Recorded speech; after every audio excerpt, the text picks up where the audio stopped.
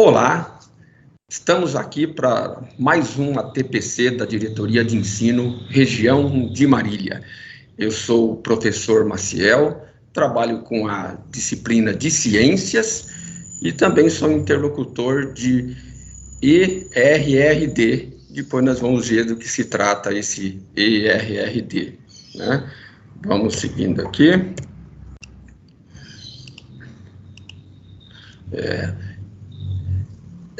O ATPC de hoje, nós vamos tratar, né, de um programa que chama-se Programa Escola Mais Segura em Educação para Redução de Riscos e Desastres. Eis a sigla ERRD, que é Educação para Redução de Riscos e Desastres, né? Vamos falar aqui um pouquinho sobre o programa, né? Esse programa, Educação de Riscos e Desastres, está previsto numa lei 12.608 do ano de 2012, que estabelece a Política Nacional de Proteção e Defesa Civil. Essa adequação dessa legislação, ela está prevista também no currículo paulista e também nos temas contemporâneos transversais. Ou seja, se é um tema contemporâneo transversal, ele deve ser tratado em todas as áreas do conhecimento, em todos os componentes curriculares do percurso escolar, ou seja, de todas as modalidades de ensino, tanto anos iniciais como anos finais e ensino médio dos nossos alunos, né? E por que essa temática aqui ela é importante? Porque ela está imbricada em todas as ações que envolvem a sociedade, né? E é uma questão também de saúde, de segurança, né? Então, nós temos aqui alguns temas importantes que estão ligados à temática do programa, que é a educação ambiental, educação para a saúde, educação para o trânsito, direitos humanos e mais uma infinidade aí de temáticas que se interrelacionam, né? O ano passado, né, em 2021, a Secretaria de Estado da Educação e a Casa Militar da Defesa Civil, eles criaram definitivamente esse programa por meios de ações formativas pelo Centro de Mídia. Então, foram quase 20 lives realizadas com temas diversos dentro do programa, da temática maior, né? E todos esses vídeos estão disponíveis no Centro de Mídias, está lá no repositório do Centro de Mídia, né? Aqui está falando que contribuiu com a ampliação dos repertórios teóricos metodológicos das escolas, né? Eu penso assim que foi em termos isso, né? Porque o ano passado sabemos que foi um ano complicado, um ano misto, foi a retomada das aulas presenciais, temas de defasagem dos alunos. Então, não deu para ter um acompanhamento de perto e tampouco a aplicação desses repertórios teóricos da qual eles nos dispuseram. Mas isso ficou gravado. E nos anos posteriores, nós podemos utilizar isso daí. Podemos e devemos, porque vai estar à nossa disposição, né? Ainda sobre o programa, nesse ano de 2022,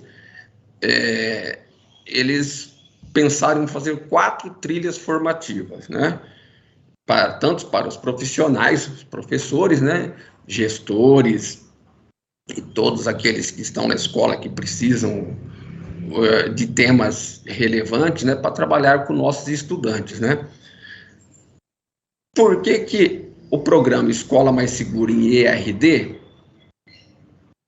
veio para ficar? Porque ele trata do desenvolvimento de práticas sustentáveis e todos os temas de que ali são tratados precisam ser enraizados na sociedade. E isso por meio de uma cultura de prevenção.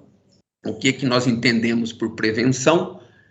Evitar um problema antes que ele se instale, né?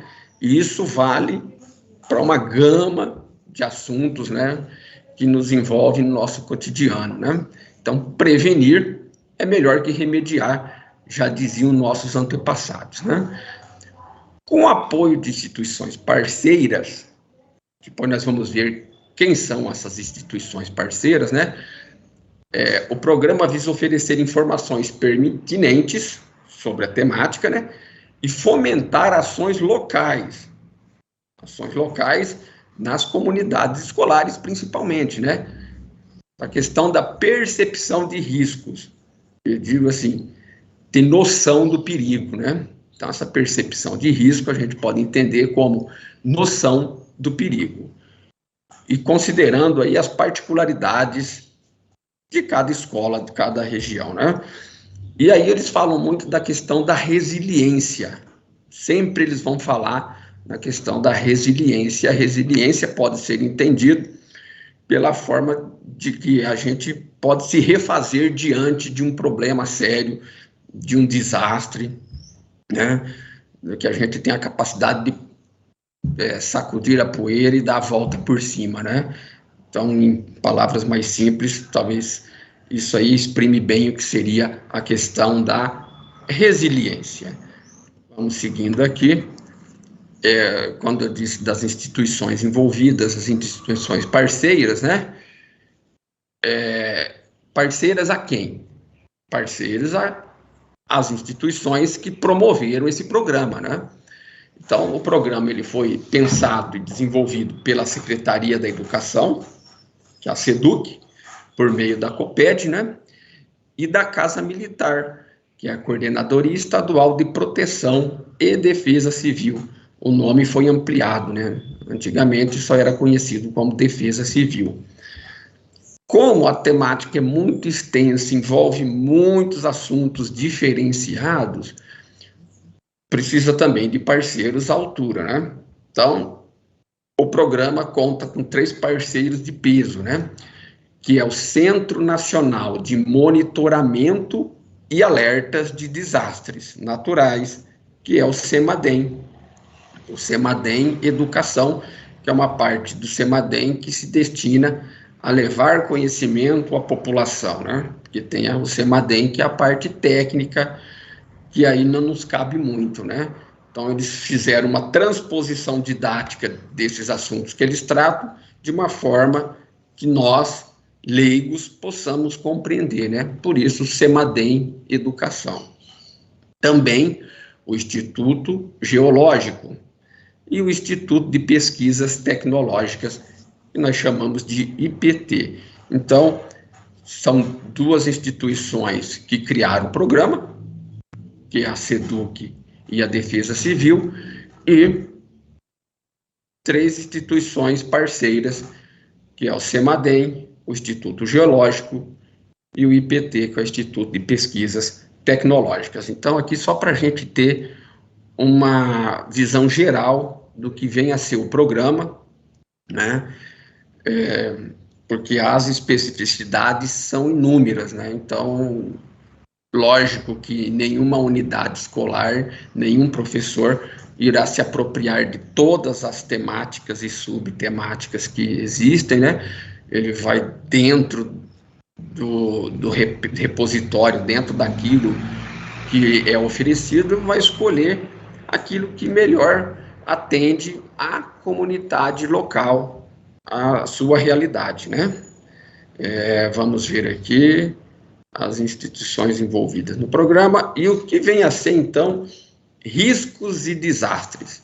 Se o ERRD é para redução de riscos e desastres, nós temos que ter uma noção aqui do que é riscos e desastres, né?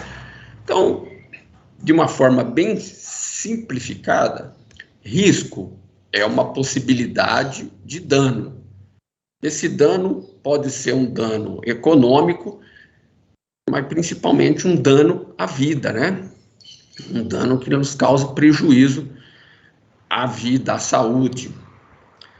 E risco não necessariamente é um desastre. Risco é uma possibilidade. Pode ser que aconteça um desastre, né? Então, se a gente reduz o risco, o desastre vai ser menos doloroso ou pode ser até suplantado, né? O desastre é um risco que se concretizou, ou seja, o risco existia e ele aconteceu, né? De que forma?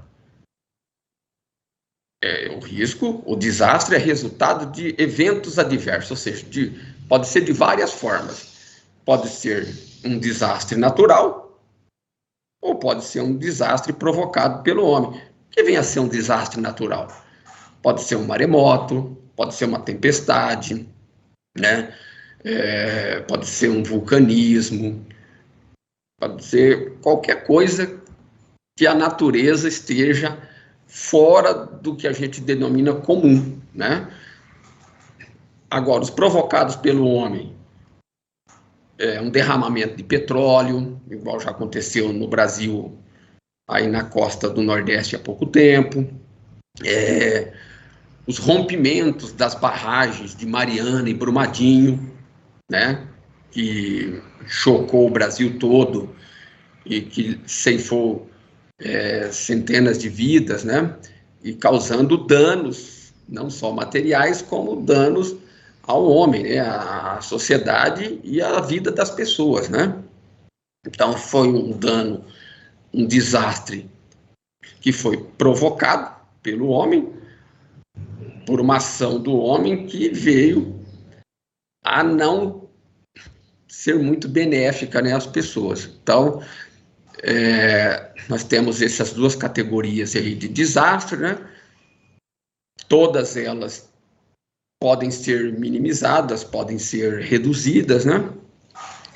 Se a gente conseguir detectar o risco com antecedência. No caso lá das barragens, haviam evidências que esse desastre poderia vir a acontecer, né? Desse iminente desastre, né? A barragem já tinha rachaduras, já tinham vazamentos, né?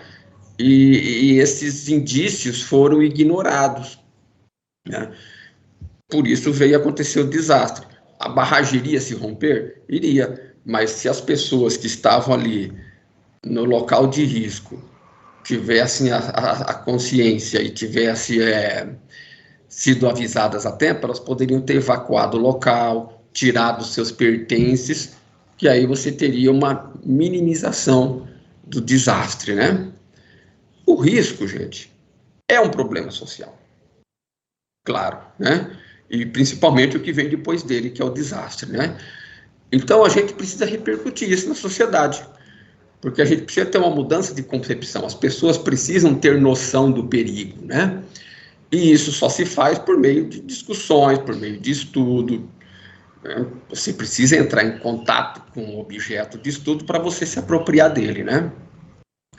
E nós, enquanto educadores, temos que ser a peça na engrenagem para essa mudança cultural, né? Pois todos nós somos defesa civil, né? E o que vem a ser, então, defesa civil? Se nós somos defesa civil, nós precisamos saber o que a defesa civil faz, né? Então, vamos lá. A defesa civil, nós temos aqui um esquema, né, mostrando como que isso tudo pode acontecer. Nós temos um desastre, ele tem o antes, o durante e o depois, o pós-desastre, né? O que a gente pode fazer antes? Opa, voltando aqui. O que a gente pode fazer antes? Prevenir, que essa é a gestão, o gerenciamento de risco, né? A gente vai prevenir. Tudo que a gente puder fazer para evitar, a gente tem que fazer. Mitigação. Se você não consegue evitar totalmente, você vai mitigar, ou seja, reduzir, minimizar o risco, né? No caso lá das barragens, se constatasse os indícios, as evidências de que a barragem poderia ruir, a gente poderia tirar as pessoas em tempo hábil, tirar os seus pertences para minimizar aí o desastre. E aí vem o evento, propriamente dito, que é o desastre. Na hora que acontece o desastre, né? Na hora que a barragem se rompe, na hora que o petróleo vaza do navio petroleiro, na hora que a casa que tem um trinco, ela cai, e assim vai. E aí nós temos o gerenciamento do desastre. Durante o desastre, a gente tem algumas medidas que podem ser tomadas, né? Então, aconteceu um desastre, o que as pessoas fazem? Vamos lá fazer o que pode. Aí onde que aparece bastante voluntários, né? Vai lá tirar as pessoas da lama, tirar as pessoas do escombro de um prédio que ruiu, né? Isso aí é um gerenciamento de desastres, né? Tem os bombeiros que são acionados, mas os voluntários têm um papel fundamental nesse momento, né? E aí depois tem a questão da recuperação, que é o pós-desastre, né? E aí vai dar assistência para as pessoas que perderam seus pertences, que ficaram desabrigadas, vão ter que ser refeitas algumas obras, obras de contenção, obras para reparar os danos, né? Então, a tudo isso que nós falamos, nós chamamos isso de um momento de preparação, que envolve tanto antes, quanto durante, quanto pós. E isso daí temos a Defesa Civil, que é um órgão relacionado àquelas instituições parceiras que nós já citamos, né? Mas também tem a questão da sociedade civil, que somos nós, que podemos atuar em todos esses níveis que foram citados aí, né? E aí nós vamos falar de cada um deles. Preparação. O que a preparação faz? Inclui, por exemplo, atividades de planejamento de contingências, ou seja, de conter um problema, né? Nós ouvimos muito agora, durante a pandemia, o governo do estado de São Paulo falando do plano de contingência para a Covid-19, né? O que era um plano de contingência? Um plano para conter a disseminação da doença, do vírus, né? Então, esse planejamento de contingência não precisa ser do tamanho do país, do estado, né? Mas pode ser um plano do tamanho do nosso bairro, do tamanho da nossa escola, né? De acordo com a nossa realidade, de acordo daquilo que a gente está querendo prevenir, está querendo ali minimizar, né? Desenvolvimento de rotinas para comunicação de riscos, né? A forma como a gente faz essa divulgação dos riscos, né? Uma vez conhecendo-se os riscos, tem-se noção do perigo, e aí, em torno disso, pode-se criar estratégias de reduzir esse risco, de minimizar, enfim, e até de evitar o desastre, né? Capacitações e treinamentos, isso são feitos por instituições especializadas, principalmente os bombeiros, né? Faz muita capacitação, até em escolas, né? Muito comum os bombeiros trabalhar na escola acidentes com gás, acidentes com queimaduras, né? Está fazendo capacitação e treinamento. E é uma coisa importante que deveria se fazer na escola, né? Com mais frequência. Exercícios simulados de campo. Olha só. Por exemplo, eu sei que na FATEC acontece isso.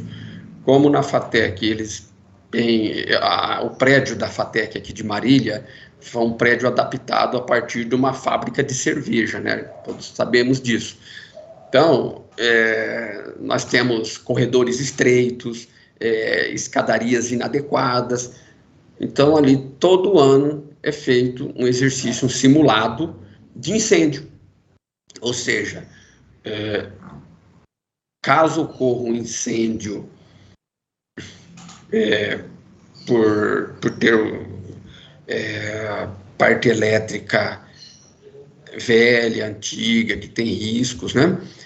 Eles fazem uma simulação de evacuação do prédio, né? Então, todo mundo já sabe. Opa, tocou o sinal de emergência, todo mundo já sabe como proceder sem pânico. Porque se tiver pânico, aí é pior na hora, aí aumenta o desastre, né?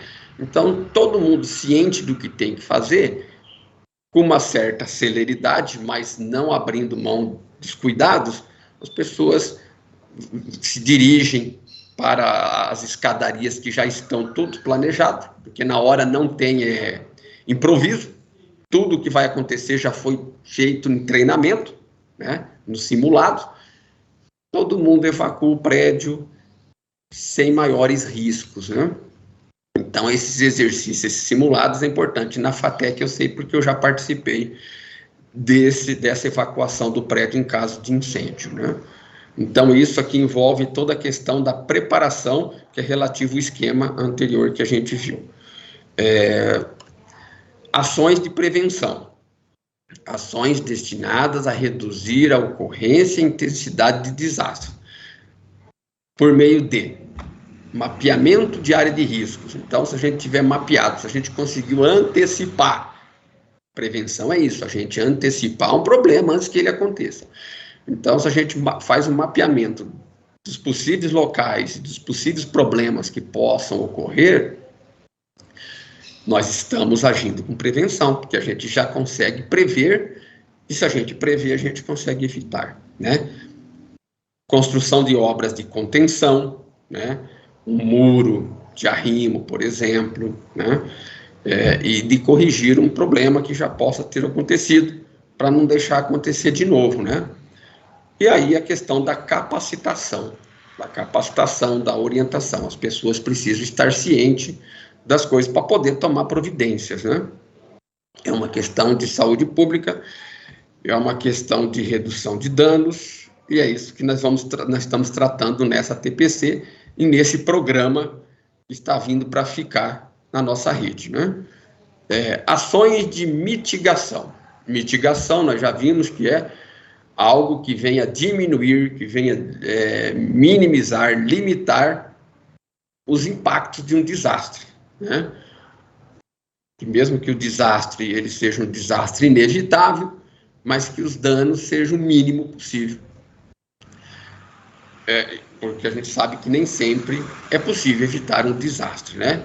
Então, entre essas ações de mitigação, nós temos aí emissão de alertas e avisos, monitoramento de eventos naturais. Isso o IPT, o Instituto Geológico, faz bastante e eles disponibilizam isso, né, na internet. Tem muitas formas, né, de chegar até a população. A gente só precisa conhecer como essas formas chegam até a gente, né? E aí temos também a evacuação de áreas de risco. Olha um exemplo bacana que nós temos aí, ó, do ano de 2004. Isso aqui é uma chamada que nós temos num jornal online, né? Menina inglesa salva pessoas de tsunami graças à aula de geografia. Essa chamada no jornal online trata-se de uma atividade de língua portuguesa. O professor de língua portuguesa utilizou esse texto para fazer questões relativas ao seu componente curricular. Uma vez que esse tema, educação e redução de riscos e desastres, é um tema transversal, contemporâneo transversal, e deve ser tratado por todos os componentes curriculares, todas as áreas do conhecimento, porque é uma coisa que envolve a vida, que envolve o bem-estar das pessoas, né? Então, essa menina de 10 anos, o nome dela agora eu não me recordo, inglesa, né? Ela estava em férias na Tailândia, com a sua família, estavam na praia, e ela notou algo diferente no mar. Ela notou que o mar recuou bruscamente. E ela lembrou-se da aula de geografia, na qual seu professor tinha feito um trabalho interessante, falando que quando o mar tinha esse comportamento, era indício de um tsunami. E o tempo que eles tinham eram 10 minutos para poder evacuar a área, né? ela alertou a sua mãe, e a mãe acreditou na menina, porque a menina tinha uma educação, né, que tinha essa repercussão, repercutia na sua vida social, na sua vida familiar, e a mãe saiu avisando outras pessoas. 100 pessoas, 100 pessoas conseguiram evacuar e ir para locais mais altos, onde as ondas gigantescas não atingiu. Essa menina, então, ela fez um trabalho interessante, né? O trabalho que ela fez de salvar vidas, né? Uma menina de apenas 10 anos, né? Que ela colocou em prática aquilo que ela aprendeu na escola. Talvez, se fosse um adulto, ele iria colocar em dúvida, né? Ah, mas será que é verdade mesmo isso que o professor falou? Ah, será? Ou talvez não teria nem dado bola pelo aquilo que o professor falou. Ou poderia também falar assim, ah, vamos deixar isso aí para outra vida, né? Agora vamos ver, vamos pagar para ver se vem mesmo tsunami aí ou não, né? Então, olha só a importância que as ações de mitigação e de prevenção elas trazem, né? Essa evacuação da área de risco se deu porque a menina se atentou a uma aula, né, que ela teve de geografia, isso com apenas 10 anos de idade, isso lá no ano 2004. Alguns anos depois, uma menina de 12 anos, né, lá no Chile, acho que ali na região da cidade de Valparaíso, fez a mesma coisa, também evitando centenas de mortes, né? Isso mostra que as crianças estão bem antenadas nessas questões daquilo que se aprende na escola. Não é só também na questão daquilo que o professor falou, mas daquilo que a forma como o professor trabalhou, né? Essa forma, de algum jeito, né, foi significativo para a menina, que ela conseguiu aliar aquilo que ela viu na escola a uma prática fora dos muros da escola, né? Que talvez seja isso que nós precisamos nos atentar, não só para esse programa, mas para toda a nossa prática docente, né? De querer que aquilo que a gente está tratando na escola, o aluno possa vislumbrar aquilo na sua vida social, ou seja, aquilo fora dos muros da escola, né? Porque não podemos que o conhecimento fica restrito somente no ambiente escolar. Ações de respostas são ações imediatas de resposta ao desastre, ou seja, depois que aconteceu o desastre, né, ou no momento que o desastre está acontecendo, você vai buscar o salvamento, os primeiros socorros, assistência, né, buscar doações, né, dos materiais de primeira necessidade, muitas doações, né, e restabelecer os serviços essenciais, principalmente os serviços de assistências e de saúde, né, que são os primeiros serviços que são acionados às ações de respostas a um desastre, né. Temos agora também a ações de recuperação, que são ações que vêm a restabelecer um cenário destruído pelo desastre. Então, vem trazer de volta, de alguma forma, a normalidade para reconstruir, recuperar obras de infraestruturas, né? Lógico que isso não é muito fácil, porque isso demanda de recursos financeiros que nem sempre nós temos à disposição.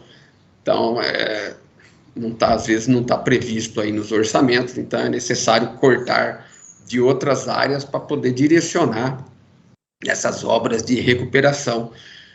Lembrando que as ações de recuperação são as últimas que aparecem dentro desse cronograma, né?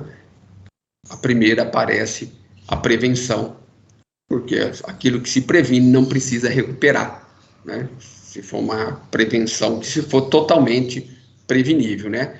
Se não tiver uma prevenção total, a recuperação também será menor, porque o desastre será de menor monta, né? Então, gente, como o nosso tema é muito extenso, né, vamos deixar para o próximo ATPC a continuidade dele e a proposição de algumas atividades para você desenvolver aí na escola junto aos alunos, ok?